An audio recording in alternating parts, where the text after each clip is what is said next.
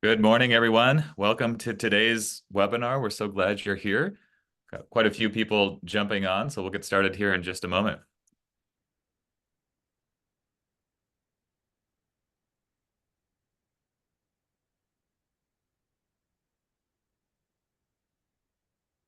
All right. Well, good morning. I'm starting to see the number of attendees slow down here as you're jumping on. Really appreciate you being here. Good morning. We're excited to have a special edition of our 30 by 30 webinar series this morning. Local Roots, Global Impact, Celebrating Biodiversity Together. We're so glad to see you here, and we really appreciate you joining us a bit earlier than normal so that we can include some international voices in today's session. If I haven't met you yet, my name's Sean Johnson. I'm part of the behind the scenes team that supports these webinars and got the pleasure of welcoming you all to the screen and orienting you to the tools we'll be using today as well as our agenda. First to know is the chat box at the bottom of your screen is enabled for today's webinar. Invite you to jump over there now to say a quick hello. Let us know where you're joining from. And it's also a place where if you have any resources or links to your own work that you'd like to share, we welcome that throughout today's webinar. So this is a real celebration of how so many people from throughout the state and beyond are helping to support biodiversity outcomes. It's also a great place, that chat box is also a great place to share words of appreciation for our speakers. So if you really like something that you hear today, jump over there and express that appreciation. They're all here to share their insights and experiences with us, and we're so grateful to be able to learn from them and to apply the lessons from their work. The other tool I'll highlight real quickly is that Q&A button at the bottom of your screen. It's activated for today's webinar. That's for any questions that you might have as we engage in conversation today. So if there's something that you're looking to hear more about or have a follow-up question on or seeking additional clarity, please go ahead and jump into that Q&A function and submit your question there. We'll work to answer as many of those as possible live during the webinar by typing in responses. And if we have enough time, we might even be able to bring a select number of those questions directly into our conversation. Our focus today is really a celebration. So we're here to celebrate California's global leadership, but also to learn from one another. We're really exploring how so much of the work that happens locally is connected to global efforts and results in not just that local impact, but global impact as well. We hope it's a place to not just learn from, but be inspired by others and see all of this work and the connections across it and see that continuum from the local effort to the international stage. It's a chance to both explore those successes, but also unpack some of the challenges that we've encountered along the way and learn from those so that others can benefit from the experience of those on the screen. Got a great lineup of speakers here to share stories, resources, and insights with us. Here's our roadmap for the day. We're going to hear some welcoming remarks from Deputy Secretary for Biodiversity and Habitat, Megan Hurdle, and then we've got a whole showcase of speakers who are presenting views from across California and North America, and even a speaker here joining us from Scotland this morning. So really great to have that. And then we'll end with a panel discussion, really where everyone comes on the screen and engages in conversation about some of the shared lessons and insights. So really excited to have both Deputy Secretary Hurdle and Assistant Secretary Drake here to provide moderation for today's conversation, and it should be really rich and engaging throughout. So with that, I'll turn it over to Deputy Secretary for Biodiversity and Habitat, Megan Hurdle. Morning, everyone. Thanks so much, Sean. I really appreciate that generous introduction. And thank you to everyone who's joining our webinar today. As we often say, and I think it's starting to become a bit of a rally call, is 30 by 30 is very much a movement. It is about everybody who's out there working on the ground at a local level, regional, state, or subnational or international level to achieve this and get this done. So an additional thing to celebrate this week is not only is it California Biodiversity Week with over 200 events happening across the state where you can get out and see the amazing biodiversity that makes California unique and special. It is also the week that we released our annual update for 30 by 30. And so what you see here on the screen is actually a picture of our cover slide for the annual report that was released by the governor yesterday morning. Really excited to have that document out. It tells just some of the stories of the amazing 30 by 30 efforts and outcomes that we've had over the last year, including this cover slide, which is actually a picture of an event hosted by the California Biodiversity Network that was really focused on co-stewardship of public land. So thinking about ways to bring Indigenous communities into closer co-stewardship and management of the public lands that have been their homes since time immemorial in California. Next slide, please. So just quickly to highlight some of the outcomes, if you joined our speaker series webinar yesterday, you already heard a little bit more about this, but in case you didn't, I didn't want to skip over this too quickly. We are really, really proud to announce that as of this year, California now has 25.2% of our lands and 16.2% of our coastal waters that are counting for conserved under 30 by 30 and under long-term management for the benefit of plant, animal, and human communities. So we're really on track to be able to reach that goal of 30% of our lands and coastal waters conserved by 2030. The pictures on here are just a few of the examples of some of the amazing outcomes that we saw this past year. If you didn't get a chance to join our speaker series yesterday, I would encourage you to watch the recording of that. On that, you'll hear from 5 different people who really represented some tremendous efforts in 30 by 30 over the last year, and hear a little bit about the stories on the ground. I will just say, this new adjustment in acreage includes newly acquired areas. It includes conservation easements, areas that have now been restored to be managed for biodiversity or have increased protections like national monuments. And it also includes some acres where we previously didn't have enough data to verify whether or not they should count for 30 by 30. And over the last year, with your help and engagement, have been able to go out and verify those parcels. All of this is available to look at online on our California Nature website. We very much believe in data transparency and would encourage everyone to check that out after this webinar. So we know we're not done yet. We know that we got to get that 30%. So that's roughly 4.8 million acres more and 500,000 acres of coastal water. So 4.8 million on land side, 500,000 on coastal that we will need to get by 2030. But we are confident that working together in California and working with our partners here and abroad, we'll be able to reach that goal. So just quickly to highlight some upcoming events, thank you again for joining this one. We also have our annual summit coming up on October 2nd through 4th. If you have not yet signed up for that, please take a moment and register. We'd love to see you here in Sacramento for one of the many events that we'll be having associated with that annual summit. So finally, right before I pass this over to Madeline, I'll just again say super excited about the speakers we've got lined up. We plan this not only to celebrate California Biodiversity Week and our annual report release, but really to set the pathway for COP16, which you'll hear about a little bit today. And this is an international gathering of people that are committed to protecting biodiversity worldwide. Over 190 countries will be there and a fair number of subnationals like California. And it's incredibly important that we show up because California was one of the first places to actually execute a 30 by 30 target. So we have a lot of lessons learned, things that we know have worked, things that we still would like to think about how we could do better and adaptively manage. And COP16 really creates the stage for that.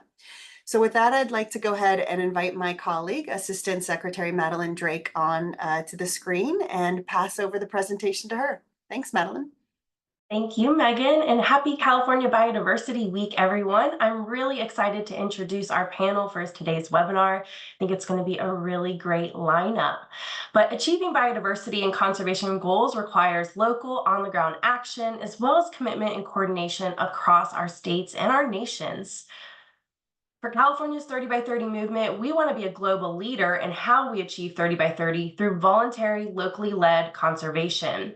And we have species here in California that are found nowhere else in the world. So it's our responsibility to keep those species and their ecosystems healthy for our planet. Through today's panel, we're excited to explore questions like how do 30 by 30 efforts at the local scale feed up to international objectives for biodiversity? And how do international commitments help support and drive local efforts? We have an amazing set of panelists, as I mentioned, and some of them include our international partners from the governments of Scotland and Canada. For each of these panelists, we have forums of information exchange to learn and collaborate on achieving the 30 by 30 goal. So we can see what they're doing in their subnational and national governments, and then we can learn from it here in California and vice versa. We also have 3 panelists here based in California representing the city of San Francisco, the San Diego Zoo, and the California Native Plant Society, whose organizations are locally connected while engaging on international and national scales. So first, I'm really excited to introduce our first panelist, Brian Eardley, who is the policy manager for the biodiversity unit of the Scottish government. I have the pleasure of working with Brian on the High Ambition Coalition Subnational Task Force, which is a group of subnational governments from around the world that meet regularly to exchange information.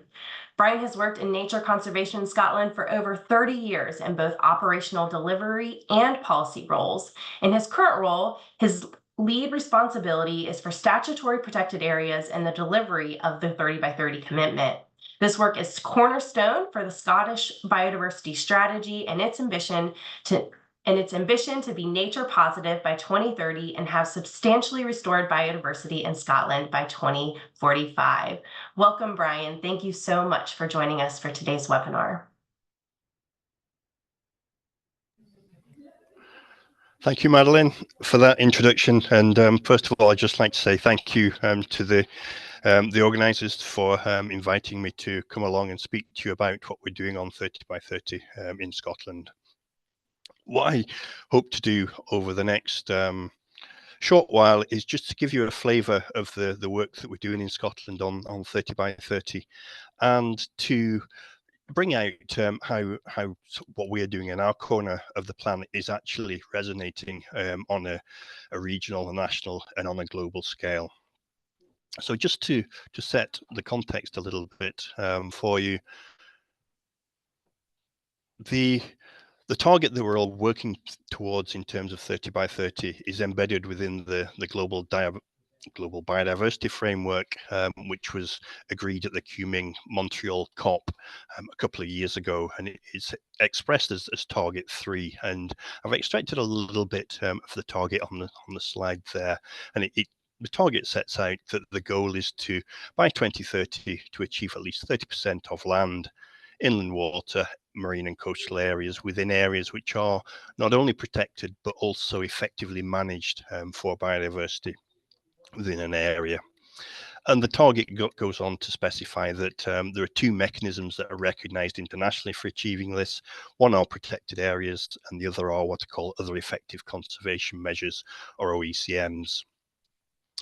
What I'll do as we get into the presentation a little bit more, I'll just set the context in terms of where we are in Scotland with the target, and then go on to the work that we're actually doing to move forward on 30 by 30. But just to reinforce, 30 by 30 is definitely one of the keystones within our own Scottish biodiversity strategy and development plan, which is looking to halt the loss of nature by 2030 and to make a significant progress with restoration by 2045.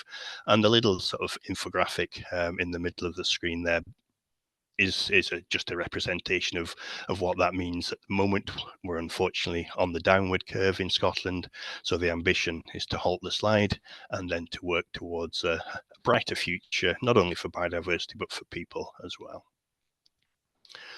So the starting point in Scotland are our statutory protected areas, and essentially we have 3 types that we work with. One has come through our own domestic legislation, the Sites of Special Scientific Interest, or SSSI, if I lapse into acronyms, and these cover not only biodiversity, so habitats, animal and plant species, but also earth science, the geological history of the planet as well. So all these are formally recognized as protected areas. We then have European sites, which are a recognition of our former membership of the European Union, and these are set up to protect and manage habitats and species populations which are rare or vulnerable at a European level. And the number of habitats and species tends to be more restricted than it is at a UK level. And then the third designation we have are Ramsar sites, which are an international convention which are specifically focused on wetland habitats and species. So you can see the blanket bog habitat at the bottom there, and geese, which are a component of that particular habitat. So just to give you an idea of where we are with protected areas at the moment, we have over 1,500 individual sites scattered from the very tip of Shetland down to the sites of Scotland.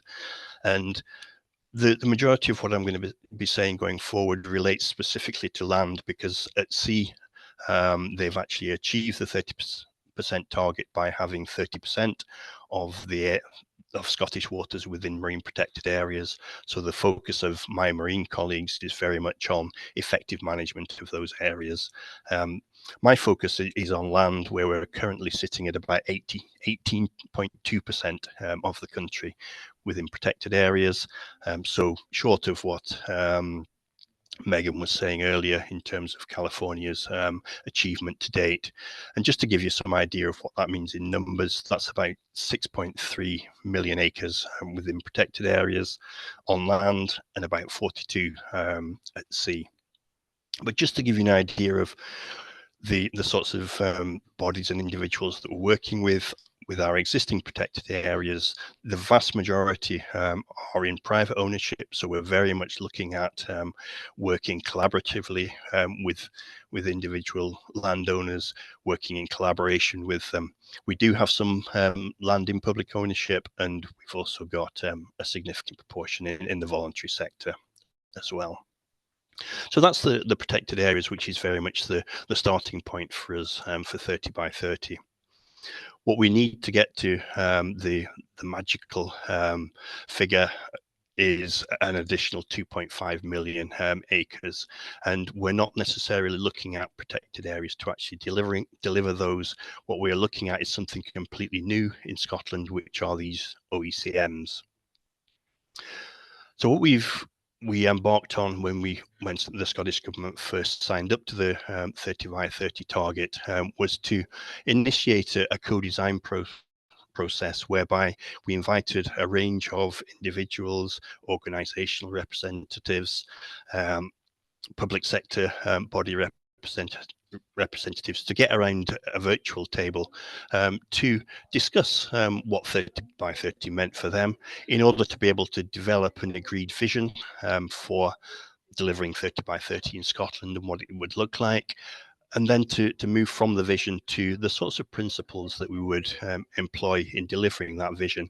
And the sort of areas that you can see in blue on the slide there are the areas where we got consensus across the board in terms of how sites were going to be selected, protected and governed going forward, how we were going to engage and encourage land managers to come on board, where the funding and finance was going to come from, because it's very clear that there's not enough resource within the public finance to deliver what we need to achieve for 30 by 30. So we are looking broader than that.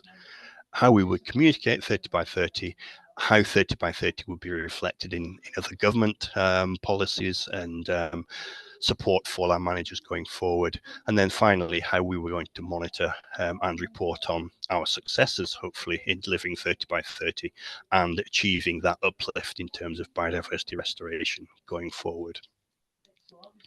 So having agreed the principles, the next thing that we've looked to do is focus more closely on the OECMs. And for those of you who haven't come across OECMs before, these are an internationally recognized way of identifying areas which are under long-term management for biodiversity. And the IUCN has produced specific guidance for how to recognize these areas and certain criteria that must be met to recognize them as OECMs. So what we essentially did was take the IUCN guidelines, and apologies for the image here, but we've essentially looked to put a kilt on it in terms of translating the global criteria into locally relevant criteria on a Scottish basis. And some of the areas that we're thinking about are highlighted in purple on the screen. So how good does the biodiversity need to be right at the start of coming into the network, or is it more important to get land managers on the journey towards full restoration, irrespective of what biodiversity is like to start off with? Should there be a minimum period for which the agreement is in place to secure the management? What are the potential mechanisms to deliver OECMs? Is there a role for existing accreditation within the process? And also whether there's this sort of scope to develop some sort of quality mark, which would give land managers perhaps marketing opportunities, but also perhaps give the profile to their particular site to attract inward investment, to actually help them to further restore biodiversity within their area. So those conversations are ongoing at the moment, and I would hope in the next month or so we will be publishing the Scottish criteria for OECMs, and then we'll be working with Nature Scot, who are the conservation agency in Scotland, to actually start to develop some case studies where we get real live on the ground examples of OECMs, the mechanisms that are being used, and how they're actually going to be taken forward. So that's a very quick skip through where we are in terms of 30 by 30 and its delivery. And I said I'd bring this back to how the work we're doing in Scotland then feeds up to national and international. So just finally, to finish off, Madeline mentioned in her introduction the High Ambition Coalition, and Scotland is one of the proud founders, alongside California and Quebec, of the task force. And essentially what the task force does is holds a series of workshops where we can share best practice, talk through and work through common challenges. And those can be taken away to regional delivery of 30 by 30 or national delivery, but also it's an opportunity for the subnational governments on the task force to agree lines, which would then be taken forward into the wider negotiations. It happened on Target 3 at COP15, and we would anticipate something similar for COP16. So finally, just to finish off, it's just to re-emphasize, I guess, that from 30 by 30, we are very much looking from local to national to global. And in doing that, we are very much all in this together for the planet, for the countries, and for the local people. Thank you. Awesome. Thank you so much, Brian. It's always great to hear about what's going on in Scotland. And I know us in California, we're very excited to see your Scotified IUCN OECM report once it comes out. If you do have questions for Brian or any of our panelists throughout today's webinar, we do encourage you to use the Q&A function. We are going to bring all our panelists back together at the end of today's webinar, and so that will help us kind of organize our questions so that we can have a really good, robust conversation with all of our panelists together. So thank you again, Brian, and you will be seeing him on the screen a little bit later. Next, I would like to introduce Courtney Robertson, who is the Manager of Protected and Conserved Areas Recognition for the Environment and Climate Change Canada. I recently had the opportunity to hear from Courtney on the work Canada was doing on 30 by 30, and we learned so much from their strategy that we had to invite them to join us today. Courtney was born in Canada to hippie parents who took her traveling around the world as a child, experiencing varied cultures and natural beauty. At a young age, instilled an appreciation for nature and people's responsibility as part of it. Courtney completed her Master's of Science at the University of Ottawa and eventually found her way to working in protected areas in Environment and Climate Change Canada. Welcome so much, Courtney. We're really excited to have you today to talk about Canada's 30 by 30 strategy. Thanks so much, Madeline. Are you able to see my screen now? Yes, it looks great. Thank you. Wonderful. Well, thanks, everybody. I'm Courtney Robertson. As was stated, I work for Environment and Climate Change Canada, and my team focuses primarily on the terrestrial and inland water portion of the 30 by 30 target. So Canadian priorities for the 30 by 30 target, there are a suite of them. However, I'm going to focus on a subset today. So as you can imagine, the establishment of new protected areas is a big part of it. I'm going to speak very briefly, however, about this concept of underreported protected areas. And I'm going to spend most of my time today focusing on the concept of OECMs, which were just introduced in the previous presentation. So these other effective area-based conservation measures. So in Canada, through a collaborative process that started back in 2016, we now have pan-Canadian definitions that align with the international definitions for protected areas and OECMs. And if you're not overly familiar with the difference between a protected area and an OECM, you can think of it as a protected area being for biodiversity conservation. However, an OECM can be for any purpose and can be managed in many different ways as long as it achieves biodiversity conservation. So it's very much about outcomes. Canada is currently, or I should say at the end of, as of the end of 2023, is at 13.7% of our land and freshwater protected. That's over 1.3 million square kilometers of land and freshwater. And kind of fun fact, that amount of area is actually bigger than the total areas of France, Spain, and Italy combined. So it is not an insubstantial amount of area, but we are still committed and driving towards the 30 by 30 target as a country.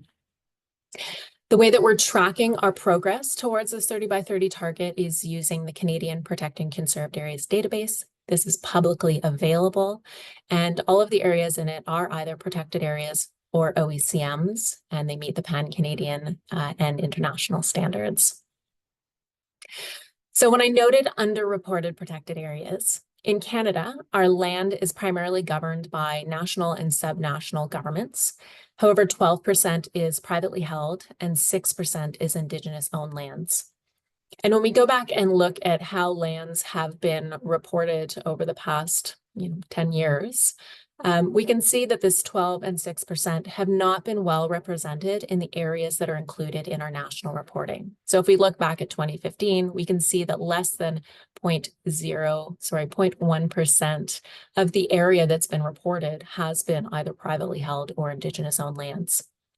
Over the last few years, we've been pushing to try and do a better job at highlighting these areas, these types of areas. And the reason, or one of the reasons that we're doing so, is that highlighting the impact of local conservation action by showcasing and applauding it on both the local and national stage, we feel really raises the awareness of these areas and thus increases the perceived value of these places as well. So showcase them actually tends to lend additional protection in terms of awareness. And it also ends up helping to proliferate these types of areas because local value for the areas goes up. And I don't mean numerical value. I mean this inherent value that we feel for these areas. With respect to OECMs, we've had a three-prong approach in Canada. So communication is number one, short-term gains, and then longer-term gains. When we talk about communication with respect to OECMs, I have to say that the question we get the most often is what the heck is an OECM?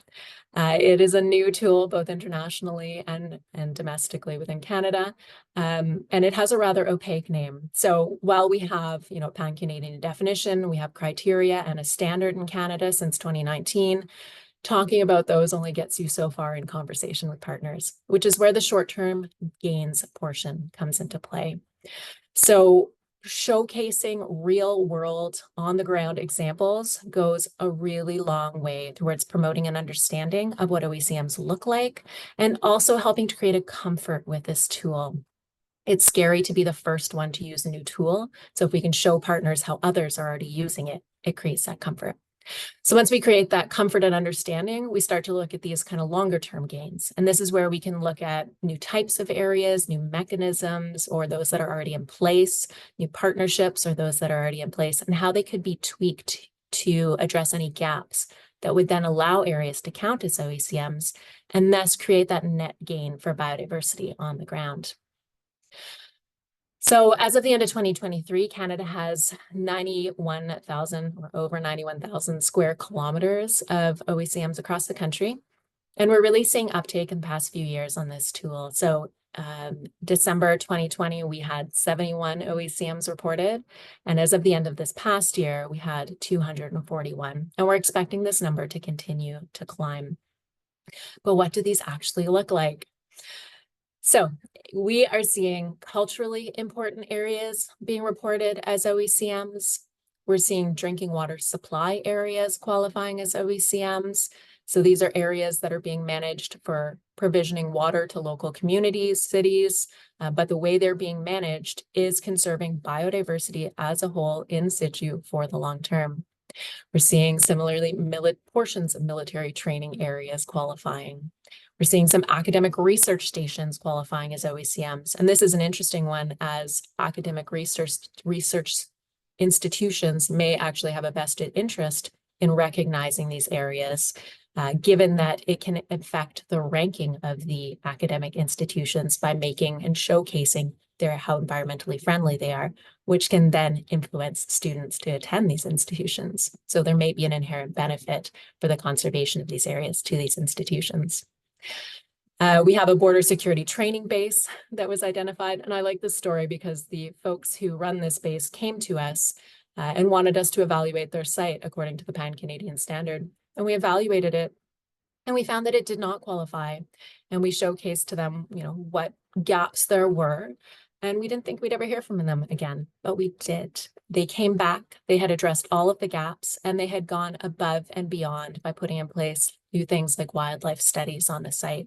And to me, this really showcased how bringing people into the conversation can really help them see how they can contribute to biodiversity conservation as a whole. So you can't influence those who aren't part of the conversation. We're seeing set-asides through forest management planning qualifying as OECMs in certain cases. And my favorite example, on the west coast of Canada, we have a private landholder who has a natural cemetery. So this is a site whose purpose is for the interment of people's loved ones. And yet the way that it is being managed conserves biodiversity in situ as a whole for the long term. And I think this site, to me, what it really highlights is that we can take a second look at ourselves, how we're managing ourselves on the landscape, to see that an example like this, where when we think of a cemetery, we think of headstones, we think of mowed lawns, we don't think of biodiversity value, but it doesn't have to be that way in order to achieve the outcome of the site, which is the interment of loved ones. So the challenge that I would issue to everybody on the call today is take a look at local lands, and can we achieve the same human need while creating outcomes for biodiversity? Thank you so much, and happy to answer questions later. Great. Thank you so much, Courtney. As I mentioned, so inspiring to hear the stories, and what a great quote. I know Megan put it in there as well, that you can't influence those who aren't part of the conversation. It's such a great reminder to think creatively about how we achieve 30 by 30 and those we can work with. So really appreciate your presentation today, and we look forward to welcoming you back for questions in a little while. But next, I would like to introduce our speaker. We're going to start with our California-based speakers now. And so I'm excited to welcome Peter Brostow, who's the Senior Biodiversity Coordinator with the San Francisco Environment Department. We wanted to have Peter join us today because he's been recognized internationally for the biodiversity work that they are doing in San Francisco. Peter has worked for 30 years to restore biodiversity in the city and to connect San Franciscans to nature. Since 2012, Peter has been in his current role convening interagency working groups to promote local biodiversity policies and programs, producing and implementing the Healthy Ecosystems chapter of the city's 2021 Climate Action Plan, and serving as the restoration ecologist for the Yerba Buena and Treasure Islands in San Francisco Bay. Welcome so much. Welcome, Peter. We're really excited to hear what you have to talk about today. Thank you for joining. All right. Thank you so much, Madeline and Megan and the whole team. Really excited to be here. I'm going to quickly share my screen here and find the right one. There it is. Okay, everybody see that? So thanks so much for having me today. We are blessed in San Francisco with participating in some of these international efforts. So I had the pleasure of going to COP15. But then, as Madeline said, also all the way back on the ground. I get to pull weeds sometimes, mostly supervising and managing pulling weeds, but I get to pull a few myself too. So I always like to start with the world map to show California and the California floristic province among the 5 Mediterranean ecosystems as big biodiversity hotspots around the world. And then, of course, our tip of the peninsula, San Francisco, in this Bay Area context, which is the hotspot within a hotspot. And you can see it's mostly gray here from this regional perspective. But as we home in, you can see the ancient wild landscape there on the left. This is the wild in the city map, which is 30 years old. And the artist depicted a pretty stark contrast in 1992 with the map on the right there, which you can just make out the remaining wild landscapes that we had back in 1992. But you'll see a map later that shows a more nuanced version. But despite having basically a little bit less than 5% of our ancient natural environment, we still have pretty phenomenal biodiversity in San Francisco. If California has 6,500 indigenous plant species, San Francisco still has 500. And that's on 5% of the land, which the city itself is a pinprick of the 4th largest state and the third largest state. And so it really is a phenomenal remaining biodiversity that we have. Again, a hotspot within a hotspot within a hotspot. But this is really a snapshot in time. So this doesn't happen just because. This is due to hard work by agencies and organizations and people and individuals over years. So I've been involved in this work for 30 years, and a lot of these organizations have been involved in this work for 30 years and more in some cases. And so I really love to highlight this legacy of ecological management and stewardship that's been going on in San Francisco that has permitted the biodiversity that we still have. And of course, we want to try to increase it. And this is going on in places like Twin Peaks, which was in the heart of the city, and also happens to be habitat for the federally listed Mission Blue butterfly. This is the beautiful coastal scrub environment overlooking downtown San Francisco. And so on the nature in the city map, you can see a much more textured representation of kind of a symbolism of the biodiversity in the city. You can see some of our local wildlife featured on the map. And then there's a lot of green on here, which represents our parks and urban forest. And then the dark green on this map is, of course, our natural areas, our restored areas, and sort of equivalent to the wild landscapes that remained on the right side of the wild in the city map. But this really shows you kind of gives you a better sense of the liveliness of the diversity that we still have, and pair this with the image of all the organizations, and you can see how much is going on in San Francisco in terms of taking care of biodiversity. So now I'm going to jump right into the Kunming-Montreal Global Biodiversity Framework, because that's my task for today, is to try to draw the connection between what we're doing locally and global policy making. So after I came back from Montreal, I kind of did a back of the napkin analysis and decided, look, of the 23 targets, I'd say 17 can have some application to what we're doing in San Francisco. So that's pretty cool. And so I'll start with target 1. Pardon me, effective participatory planning and management of land and sea. And so we have a brand new, relatively new collective impact interorganizational collaboration called Reimagining San Francisco, which was spearheaded by the California Academy of Sciences. And that's really to scale up all of our work to increase biodiversity in the city, to meet our 30 by 30 goals, and to connect everyone to nature where they live, right outside their door. And then I would also highlight the first strategy in our climate action plan, which is to advance citywide collaboration for nature-based solutions. So these two elements are aligned in implementing target 1. And here is our climate action plan. It has 7 sectors. And so you can see healthy ecosystems represented there with the little green leaf symbol. And then I won't read the sentence there, but if you're a speed reader, you can peruse over that. But this is our climate action plan that we created in 2021.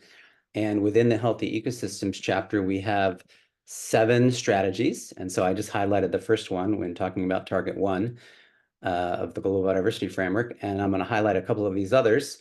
But really, these paint a picture of a biodiverse San Francisco, of our vision. And so the healthy ecosystems chapter of our CAP was really an opportunity for us to do that in the carbon context.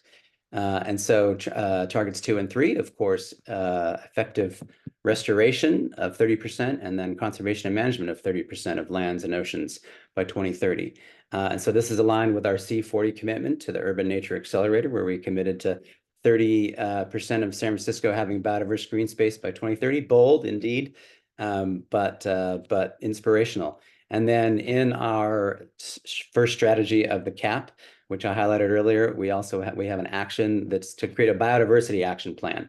So we have a climate action plan with a healthy ecosystems chapter with 32 actions, but we really need to create a biodiversity action plan, which really delves into all the detail of how we're going to get this work done over the next decades.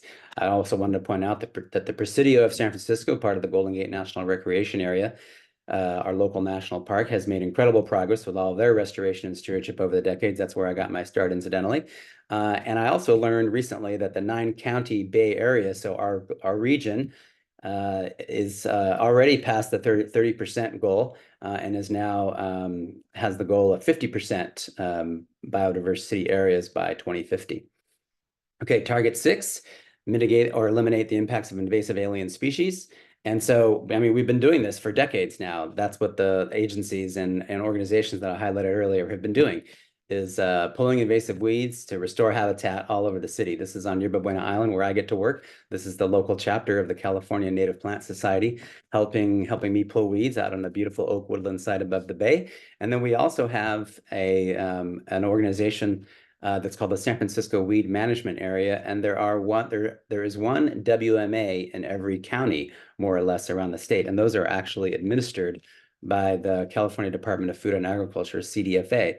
It's a longstanding program. We're always trying to make sure it's well funded. We've had some funding over the years, but it's basically designed to get everybody together locally to work together around invasive plant management. Target 7, reducing pollution. And we have a lot going on with respect to that. So it's just amazing how you can really look at the global targets and then see how those relate to what you're doing locally. So the San Francisco Public Utilities Commission, which is our water, our sewer, and our power, they have, of course, a pollution prevention program. They do water quality monitoring. And so, they're required to keep clean water throughout San Francisco. And then within my department, the environment department of the city and county, we have actually a very robust toxics reduction program, and we have quite a few ordinances that relate to trying to prevent pollution from toxic chemicals, PFAS, plastics, etc. Okay, and target 8. So sorry, I'm moving my thing around so I can see. Excuse me. Minimize the impacts of climate change on biodiversity. So I'll highlight the third strategy in our CAP, Healthy Ecosystems chapter, which is to restore and enhance parks, natural lands, and large open spaces, because the more restoration, the healthier our natural spaces are, the more resilient they are to the changing climate. And then, of course, just all the ongoing, regardless of our goals in the CAP, but all the ongoing work of the last 30+ years of ecological restoration and stewardship on public lands. That's been creating more resilient habitats in a changing climate, and then installing local native plant gardens throughout the city also is for climate resilience. Okay, and target 11. So this is, just trying to read it because I can't see it. But basically, you can read it. I can't see it because the bar is blocking it. But I'll highlight the strategy 6 within our CAP. So that I fondly referred to as our biodiversity in the built environment strategy.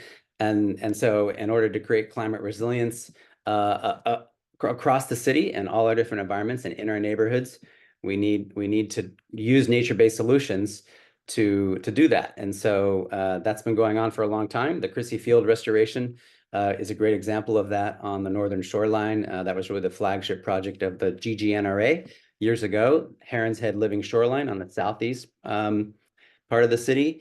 The Ocean Beach Master Plan is all about creating a resilient ocean front there on the west side of San Francisco.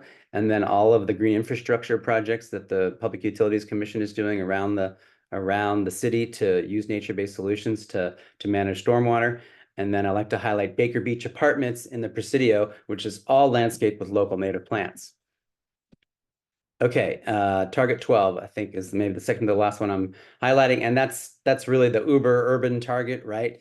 And so just a few citywide plans, the Natural Resources Management Plan that's been around for years, Presidio Vegetation Management Plan, the Green Connections Plan, Urban Forest Plan, and then we have a wonderful collaborative called San Francisco Children and Nature. And so all of these are implementing this target as well. And I see Megan coming on. It's probably my signal to start wrapping things up. This is all toward creating these nature-rich, livable neighborhoods all around San Francisco. So when you think about Target 12, this is really what we're trying to achieve here and all over the world, right? So that everybody, when they walk outside the door, have the opportunity to hear birdsong and connect to nature right in their neighborhoods, right on their street. And I'll just finish up here by highlighting the 6 outcomes of our Reimagining San Francisco Alliance. And so I would say the 32 actions within our CAP Healthy Ecosystems chapter really roll up to these 6 outcomes. So these really represent more broadly and should be measurable what we're trying to achieve ultimately when we're implementing this biodiversity vision. So I'll just stop here because I think my time is up. That's target 14. And I was just going to highlight a couple of other policies in San Francisco, but I'll quit on the little green butterfly, the green hair streak, and thank you very much for your time. Thank you so much, Peter. We're appreciative of all you do to make sure that San Francisco remains a hot spot inside of a hot spot inside of a hot spot. I love that visual. And you really embody what it means to take those global targets and implement them locally. So thank you so much, Peter. Our next panelist, I'm really excited to welcome Dr. Megan Owen, who's the Vice President of Conservation Science with the San Diego Zoo Wildlife Alliance. We wanted to have the San Diego Zoo be a part of today's conversation because of the work that they do to support species internationally while also connecting with the San Diego community. As an example, we recently got to celebrate Panda Day down in San Diego with them as they welcome back pandas from China to the San Diego Zoo. Dr. Megan Owen serves as the San Diego Zoo Wildlife Alliance, again, Vice President of Conservation Science. She has a large team of conservation scientists and practitioners with diverse disciplinary expertise in conservation application, including community engagement, ecological monitoring and recovery, genetic rescue, biodiversity banking, and capacity enhancement.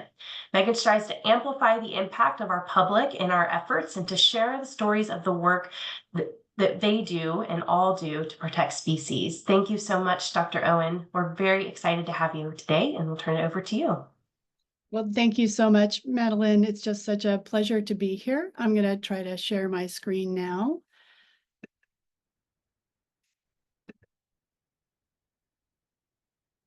And get my presentation going.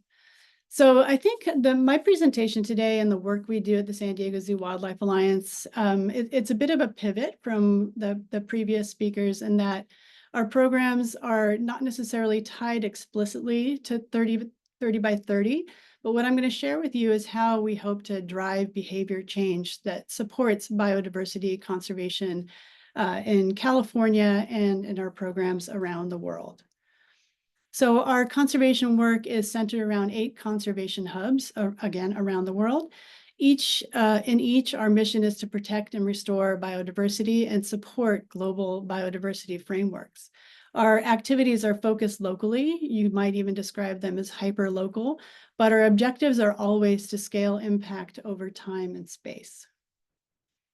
So today I'm going to share some of our programs in 4 of our conservation hubs. Our largest conservation hub is here in the southwest of the United States, and our work is primarily focused in the greater Southern California region, but also into northern Mexico. I'm also going to share with you a bit about our Savannah hub, which is focused in the northern rangelands of Kenya, our Amazonia hub, which is focused in the Madre de Dios watershed in Peru, and our African Forest Hub, which is focused in the Abo Forest of Cameroon. So we have a long history of conservation at the San Diego Zoo, and many of our programs, and some of you may be familiar with them, are focused on species recovery. And these programs are largely focused on conservation breeding and translocation, but also population monitoring. We're also contributing to California's 30 by 30 goals through our Natural Lands program.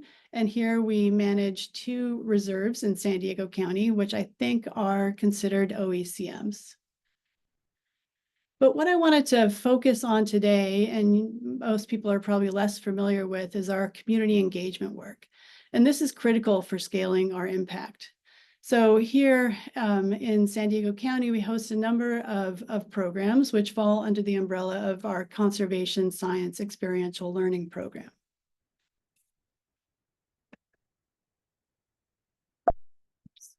Sorry. So one of the programs I wanted to share with you is our Exploring Conservation Science Field Trip program.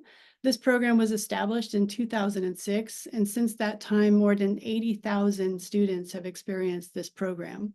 These students primarily come from San Diego, Riverside, Orange, and Los Angeles counties. And this program is free to Title I schools, and Title I school students comprise more than 80% of our annual attendance.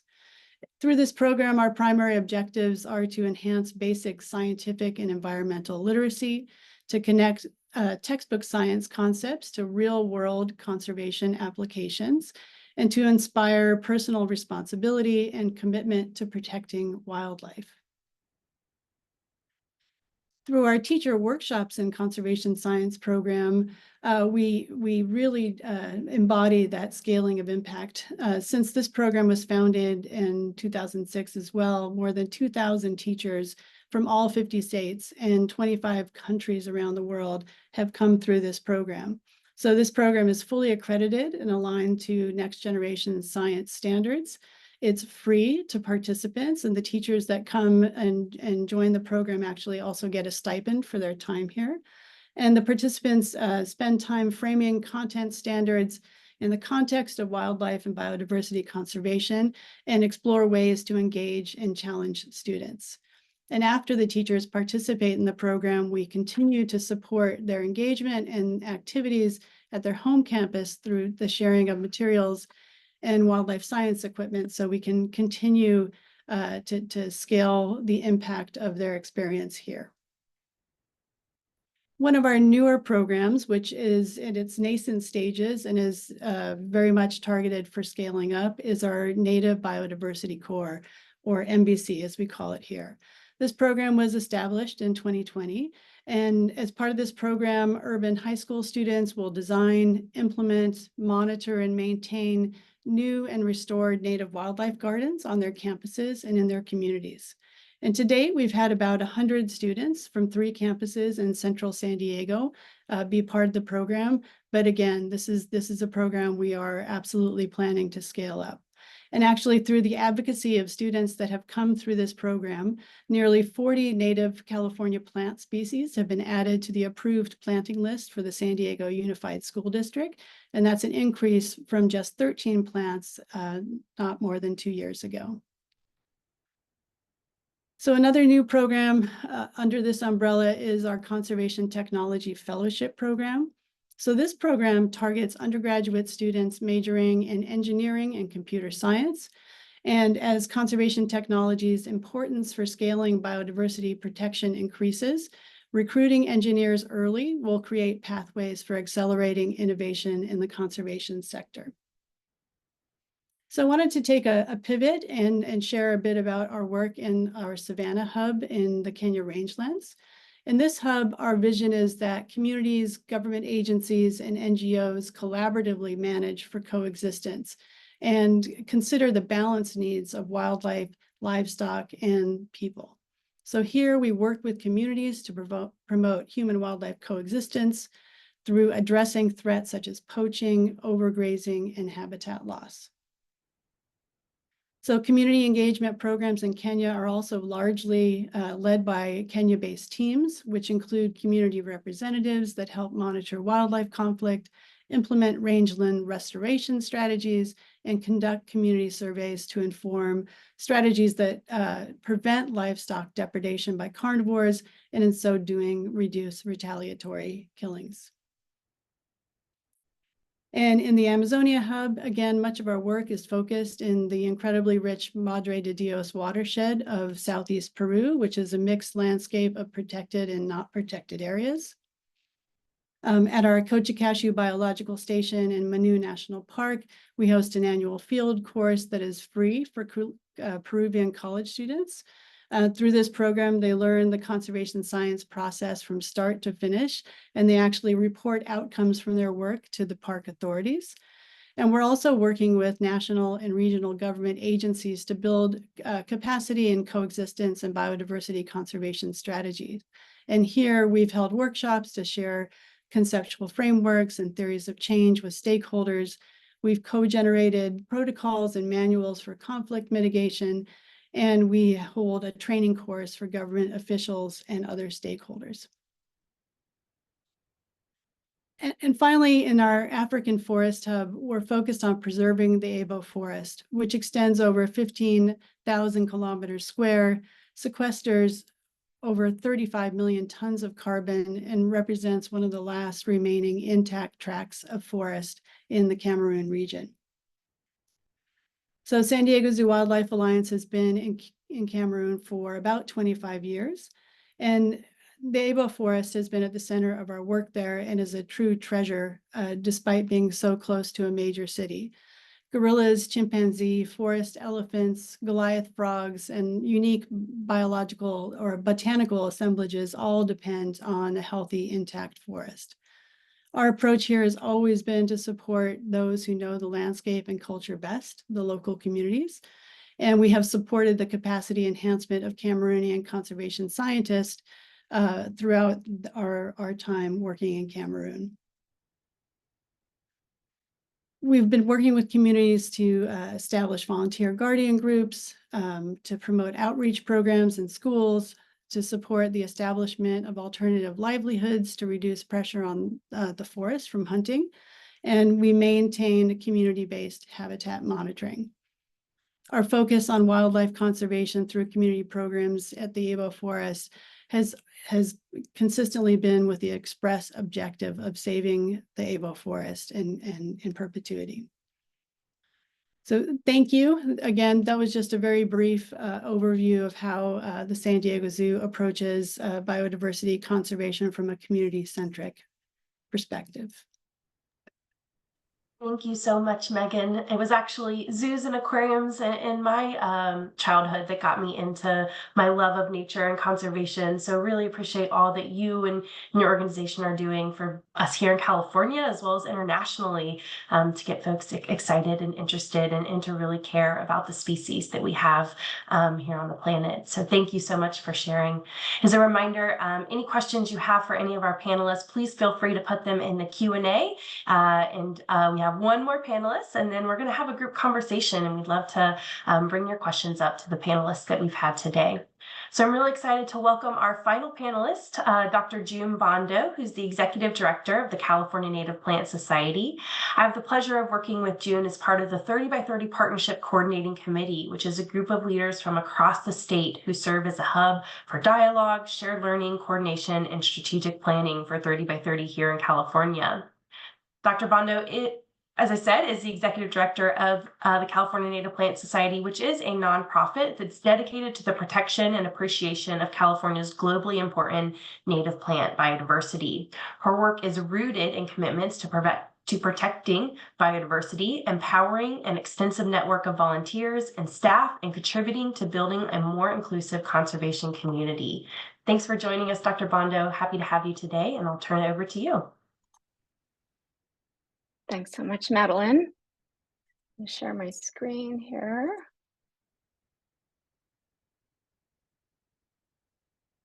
Can everyone see that? Looks great. Great. Well, thank you so much, everyone, for joining us for this conversation today. I'm going to start out a little differently by inviting you to imagine that the private and public spaces in your neighborhood are filled with plants that are both beautiful and beneficial to native bees, butterflies, and birds. Picture the entrance to your apartment complex or the garden in your front yard. Picture public parks, schools, and roadsides blanketed with native plants that support biodiversity, boost climate resilience, and provide connections to nature in our urban spaces. Imagine that we've halted the extinction crisis.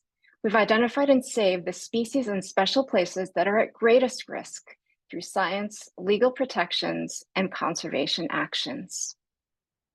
and imagine that we're strengthening the resilience of communities, both ecological and human, through ecologically sound land management practices and through more equitable access to nature's benefits. We're assembling the tools and bringing together the forms of knowledge needed for large-scale ecosystem restoration and stewardship. At California Native Plant Society, we believe we can be a part of this brighter and more resilient future. Our mission is to protect California's native plants and their natural habitats today and into the future through science, education, stewardship, gardening, and advocacy. We envision a future in which native plant diversity flourishes, where all people have access to native plants in both the built environment and the wild, and where people of all backgrounds play a vital role in the conservation of our native plant heritage. We are a statewide nonprofit organization headquartered in Sacramento with 35 volunteer-led chapters across California and an international chapter in Baja California, Mexico. We're unique among California's chapter-based environmental organizations in that we're one organization, both legally and financially. Our work is deeply rooted in science. And of course, we're focused on plants. California is a global biodiversity hotspot, and it's mostly because of our plants. We have about 6,500 types of native plants in California. About 1/3 of them are under threat, and about an equal portion are found nowhere else on Earth. That includes species like the coast redwood, sandfood, and window pane monardella. California's native plant biodiversity is incredibly rich and geographically varied. Most of our CNPS chapters are geographically based. Our chapters, with their deep local knowledge and connections to local communities, have an important voice in grassroots conservation efforts. And that powerful voice becomes our superpower when we plug into coalition efforts at the regional and state levels. Peter Brastow highlighted CNPS's work on invasive species management. Thank you, Peter, for being a longtime CNPS member and volunteer leader. Here are a few more examples of how CNPS is connecting local actions to global impact, starting with science.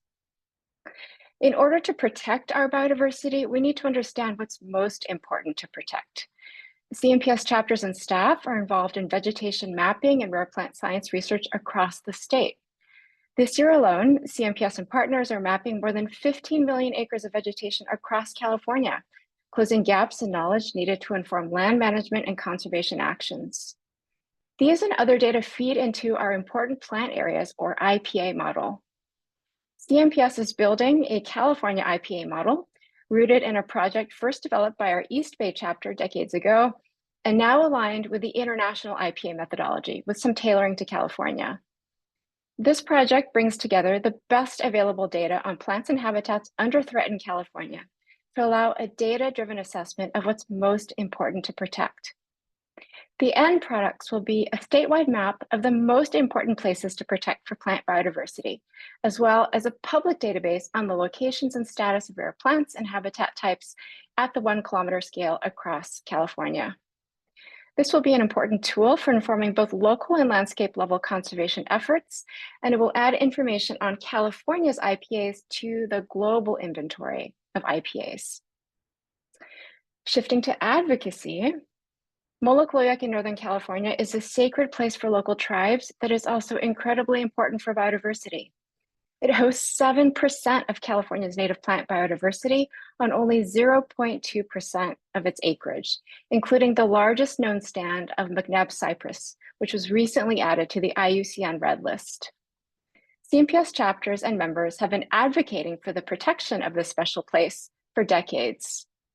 A couple of years ago, CNPS joined a coalition supporting a request by the Yochadihi Wintu Nation to President Biden, asking him to protect Moloch-Loyak by expanding the Berryessa Snow Mountain National Monument. CNPS chapter supported the campaign with scientific input, grassroots advocacy, and communications strategy. This photo is from a public meeting hosted by the Bureau of Land Management in December 2023 on the proposed expansion of Berryessa Snow Mountain National Monument, where CNPS members from several chapters spoke passionately about protecting the area. This is one of 5 national monument campaigns CNPS has supported this year. Two succeeded, with President Biden approaching the expansion of both the Berryessa Snow Mountain and San Gabriel Mountains national monuments earlier this year. Today, CMPS is supporting tribally led efforts for 3 more monument campaigns: Chakwala, Quetsan, and Satitla. The establishment of these monuments, along with the 2 monuments expansions I just mentioned, will move California more than 1 million acres closer to our 30 by 30 target for conserved lands. For our non-US friends, that's about 405,000 more hectares. My last example is about gardening. Another area where our chapters shine is in introducing people to the joys of native plant gardening. Local talks and native plant sales, combined with educational tools like our CMPS CalScape database, are helping people to successfully garden for habitat.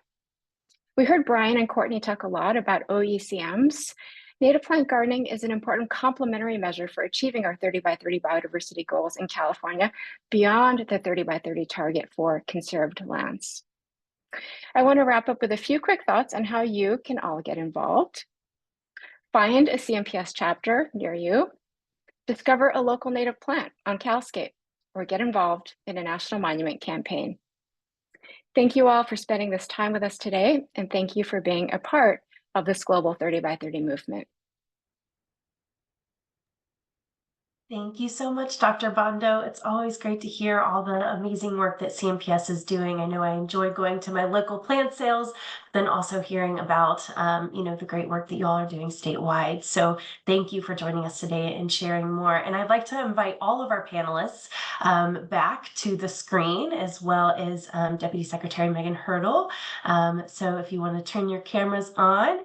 And again, if you have any questions for our panelists, please feel free to put them in the Q&A. You can do them in the chat as well, but they'll be easier to find in the Q&A function. So thank you all for joining us. Megan, do you want to kick it off with the first question? I would love to. I was taking a lot of different notes during those presentations. Thank you so much. And one of the things that struck me is that each of you touched on something to do with communication and engagement and outreach, whether that was community-centric programming that's being done through San Diego Zoo Wildlife Alliance. Part of the conversation, Courtney, I'm going to remember that quote for a long time. You know, the number of organizations that Peter pointed out, all of you are really talking about this building of a movement that we frequently talk about here in California for a 30 by 30, but you're working in very different landscapes. So in Canada, it's primarily public lands, but I think I saw in Scotland, you're primarily on private lands, and then you switch over to either international or urban areas. So I guess I'm just wondering, what are some of the key things from a communications and engagement standpoint that you think is essential to getting your work done? And maybe I'll just kick it to one person to start with. And then if folks want to take themselves off mute, if they want to add, that would be great. Maybe I'll start with Courtney, since you had that excellent quotable quote earlier. So key aspects of communication that you feel are necessary. Thanks, Megan. Well, I'd mentioned in the presentation the idea of stories and examples. So I think that's really key, but I've already covered that. So I think an additional thing I would add is the idea of removing fear and stigma, particularly around the, using new tools. Going first, as I said, is scary. So one of the things that we've been working with a lot of partners is the idea of applauding good examples and having conversations, amidst ourselves when there may be gaps that need to be addressed. But this idea of really showcasing, pointing to really what's good, and then having discussions that need to be had with other partners when there may need to be things to be addressed, because we want to operate in a positive space of good conservation action and creating that confidence to come forward and try something, show what you've done. And, maybe improvements need to be made, but at least you've tried, and at least we're moving in the right direction. Great example. Any others want to talk about some of the key strategies they use with respect to communications and engagement? Brian. Yeah, I think one of the key aspects from my perspective is making what we're trying to do in 30 by 30 relevant to peoples, to communities that you're actually working with, because we have a bit of a history in Scotland of our existing protected areas being imposed on land managers, on communities. So we've got a lot of baggage that we're having to try and sort of work through in terms of taking the 30 by 30 30 agenda on a more positive sort of footing than the protected areas perhaps have been at the time. But as you'll know, once people get an idea in the head, it's very difficult to change views. And one of the ways that we are looking at that I touched on in my presentation was actually trying to identify what's in it for people through delivering sort of rich biodiversity, etc. Now that could be somebody changing their jobs to more of a green skills focused job, or it could be enabling them to get more investment in their management than perhaps they've been able to do to date. So it's really identifying the appropriate levers with the appropriate people and using them as best you can. That's such a great comment. And Megan, actually, I was going to see if you wanted to add there, because I was thinking about your international work and really the importance of showing people what's in it for them when you're working in some of these other countries in the world. But I'll pass it over to you. No, thank you for that. I guess one of the things I wanted to share was that, you know, we have about 6 million people that come to the San Diego Zoo and the Safari Park every year. And that's an unprecedented opportunity to communicate about nature and biodiversity conservation to people who may not necessarily be tuned to the importance of those things. And so really just trying to point out and share the experiences and tell those stories that connect people to the biodiversity that is all around them, and realize that they can be a part of biodiversity conservation. Our programs here locally mirror our programs in places like Kenya, in Cameroon, and Peru. And so we want people to just really understand that they are part of these solutions. And it's just critically important to community well-being as well as charismatic wildlife species conservation.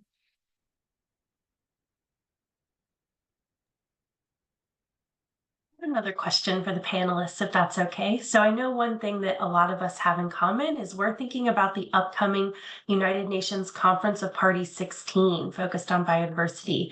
Megan mentioned it in her remarks at the beginning, and then both Brian and Peter talked about the the Conference of Parties 15, COP15, and their involvement in that. As we're coming up to COP16, what are some of the things that you all think are going to be important for global leaders to think about as we're coming together in Cali, Colombia, and how can we make sure to get key messages across as we sort of thinking about how we can work together on the global scale, but then also implement locally?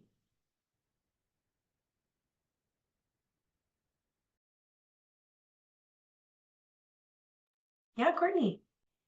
I'm happy to jump in. So, I mean, obviously, we think a lot about the numerical target, right? We're thinking a lot about 30 by 30, target 3.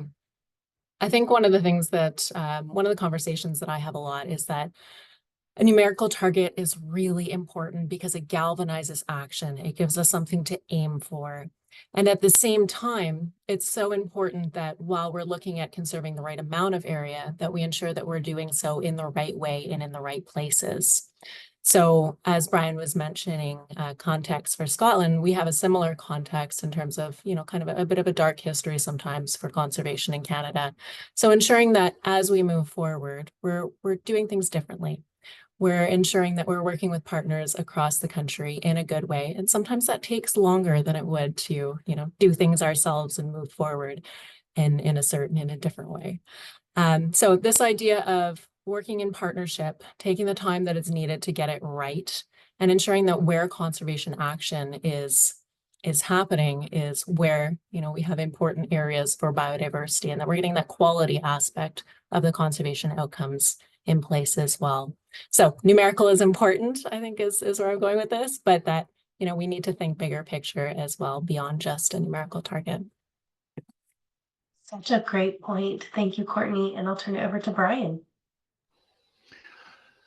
I think from my perspective, one of the things that we have to try and crack is almost bringing sort of the climate emergency and the biodiversity emergency onto the same sort of footing, because certainly from a Scottish perspective, it's very easy to engage with people over climate because they're seeing villages being flooded. They're seeing sort of more extreme weather coming on, but the biodiversity emergency isn't necessarily hitting their daily lives to the same extent. So I think the more that we can sort of combine the two in messaging, and therefore hopefully be better able to get adequate resources for both climate and biodiversity, will be a win-win all round. Excellent point. Yes, that biodiversity and climate piece go hand in hand. Absolutely.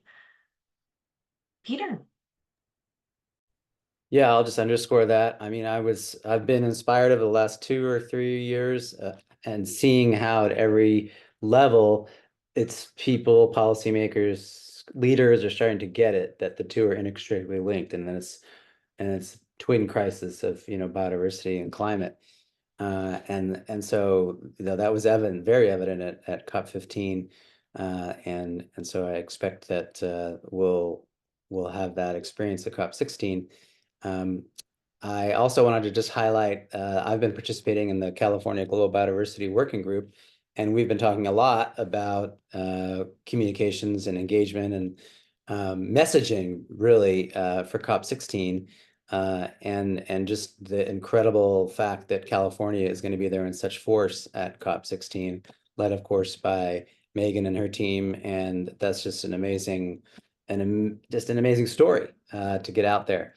And it's led by CNRA, but it's built upon all of the grassroots energy throughout the state, including in all our communities. And so I think that's what I would like to get out of it is, and then the other thing I took away from COP15 was the inspiration of leaders around the world who are so engaged in this subject matter. And that's what I want to bring back again, is like, see, look at all these other amazing cities and regions and how their leaders are so engaged in this work in biodiversity conservation. And so I really want to, bring that inspiration back to San Francisco again. Awesome. Thank you, Peter. Definitely inspiring. I wasn't at COP15, but I felt all the energy that came from it. So I'm very excited to be joining the group in COP16 this year and hopefully meet many of you all there in person. All right. Oh yeah, June, go for it. Sorry, I was just going to jump in here. I couldn't resist passing up the opportunity to say how much I'm looking forward to being a part of this California extended delegation at COP16 as well, with several of you. And I'm really looking at this as an opportunity for us to learn from each other, to demonstrate what California is doing that has been successful here at home. It's a really important opportunity for members of California's different environmental entities, agencies, our legislators, our nonprofit community, our NGOs, to be able to strengthen our relationships with each other, because we're all working together so closely in this effort. And then I think for all of us, this is a really important opportunity to underscore the importance of sustaining momentum on 30 by 30 at this critical moment. And, I'm really happy to celebrate everyone, or to join everyone in celebrating how far we've come in terms of progress toward our 30 by 30 target here in California. Sorry to be so California centric to our Canadian and Scottish friends here. But I also think that we really have to be intentional about sustaining that momentum. And COP16 provides an opportunity for us to show Californians and show the world, how much we've done and where we need to continue to make progress. Thank you. Thank you, June. I'm going to pull a question from the chat here. We have somebody who is a member of a small grassroots organization that's really working to actively rewild neighborhoods with biodiverse native landscaping. And June, you painted a beautiful picture of that for us in your presentation. So how can folks who, are in their local communities ensure that the work that they're doing feels fruitful and really kind of feeds up to the broader efforts that we're working on? And June, if you're willing to take this one, but would definitely love to hear comments from other panelists as well.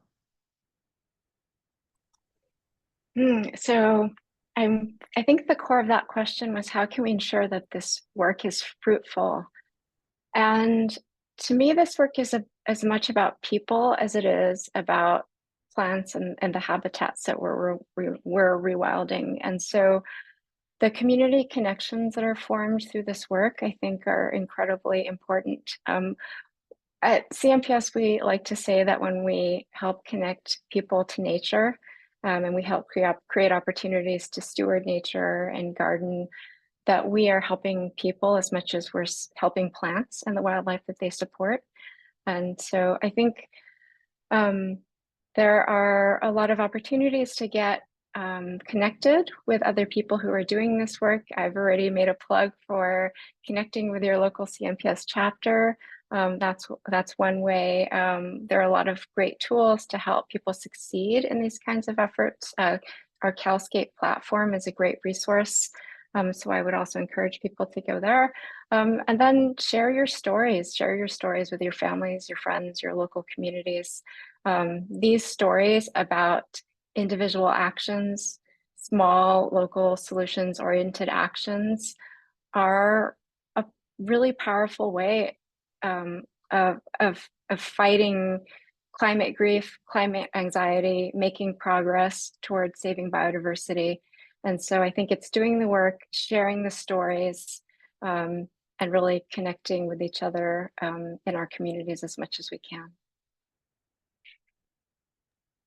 So I think we're heading toward the close of this, but I wanted to give us all just one final question to wrap up with here. And this one's a tough one, but if you had to sort of sum up your work and your key takeaway from this conversation today for our audience in just a couple of words, would love to hear what that would be. Like, what would be your parting thought for the folks that are watching this now or who are going to watch this on recording going forward?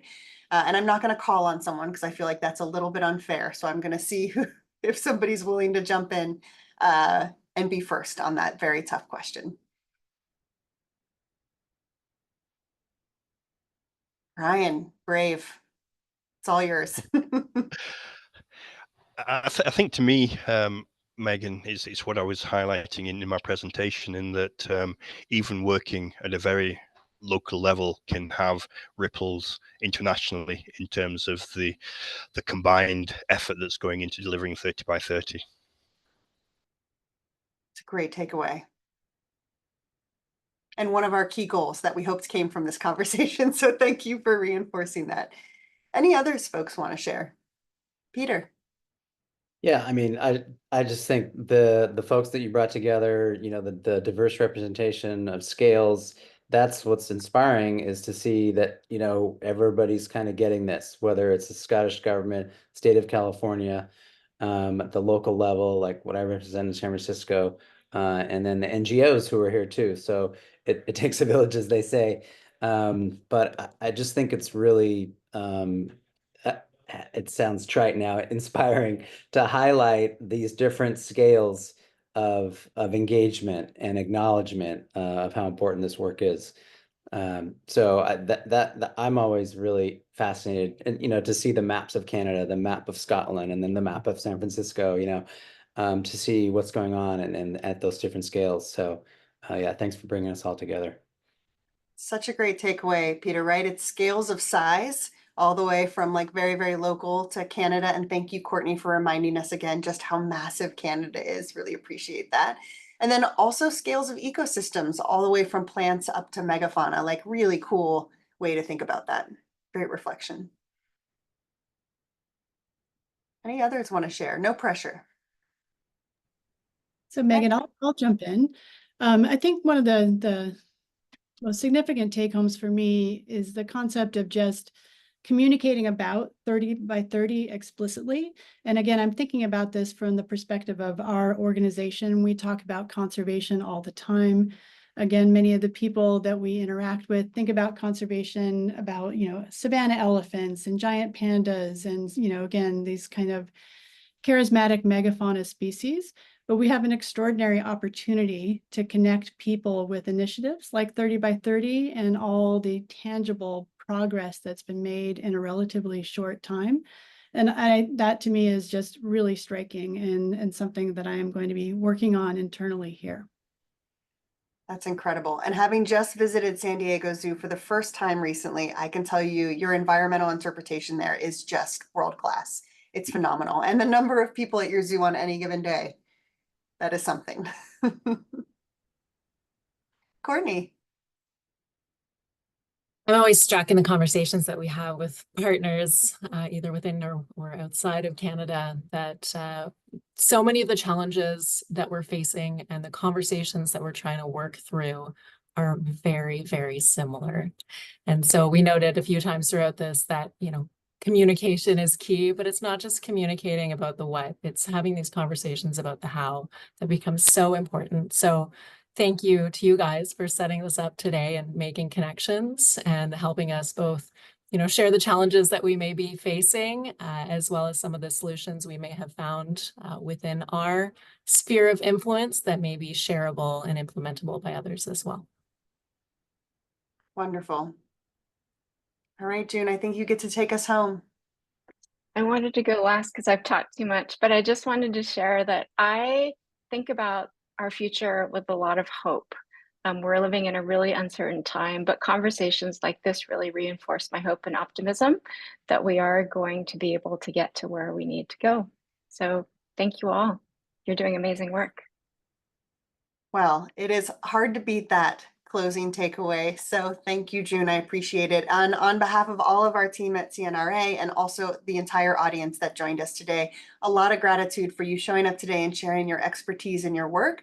And also just thankful for what you do every day to advance 30 by 30 conservation for people, plants, and animals. We can't thank you enough. For our audience, this will be recorded, so please share this broadly within your networks. And just a reminder, lots of events happening for California Biodiversity Week. Please take a moment to go online and find one in your backyard and take some of the inspiration that you got today into your day-to-day work, because I know I certainly will do that. And please, if you hadn't had a chance yet, check out our upcoming annual summit. It's happening here in Sacramento, October 2nd through 4th. We're going to celebrate 30 by 30 outcomes and really get to that sharing of the how that Courtney was just talking about. So again, thank you to all the panelists for joining us, and many thanks to all the audience who was here today. Appreciate it.